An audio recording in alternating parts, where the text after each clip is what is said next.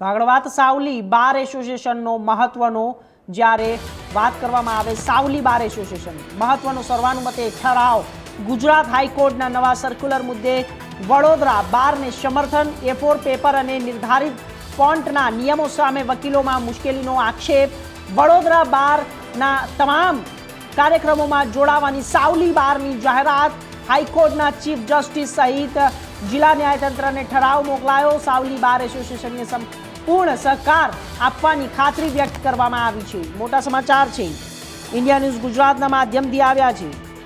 આપને જણાવી દઈએ કે સૌથી મોટા સમાચાર સામે આવી રહ્યા છે।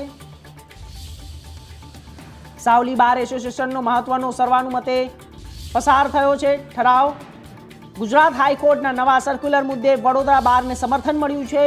A4 પેપર અને નિર્ધારિત ફોન્ટના નિયમો સામે વકીલોમાં મુશ્કેલીનો આક્ષેપ હતો। વડોદરા બારના તમામ કાર્યક્રમોમાં જોડાવાની સાવલી બારની જાહેરાત છે હાઈકોર્ટના ચીફ જસ્ટિસ સહિત। તો સીધા દ્રશ્યો આપને ત્યાંના બતાવી રહ્યા છે।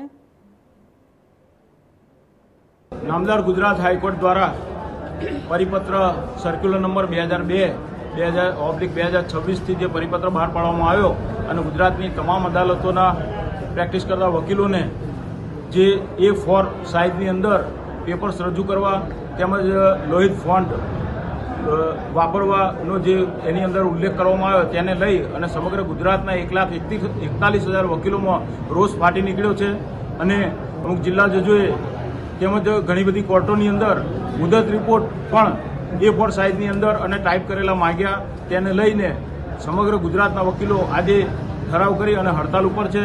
વડોદરા બાર એસોસિએશન પણ છેલ્લા 2 દિવસથી હડતાલ ઉપર છે અને સાવલી વકીલ મંડળ વડોદરા બાર એસોસિએશનને સંપૂર્ણ ટેકો જાહેર કરે છે અને ભવિષ્યમાં જો વડોદરા બાર એસોસિએશન હાઈકોર્ટ સુધી જવાનું થશે તો પણ સાવલી બાર એસોસિએશન એમની સાથે છે અને આ પરિપત્રને લઈને જ્યારે વિરોધ ઊભા થશે જ્યારે વડોદરા બાર એસોસિએશન પગલાં ભરશે ત્યારે સંપૂર્ણ ટેકો સાવલી વકીલ મંડળ જાહેર કરે છે।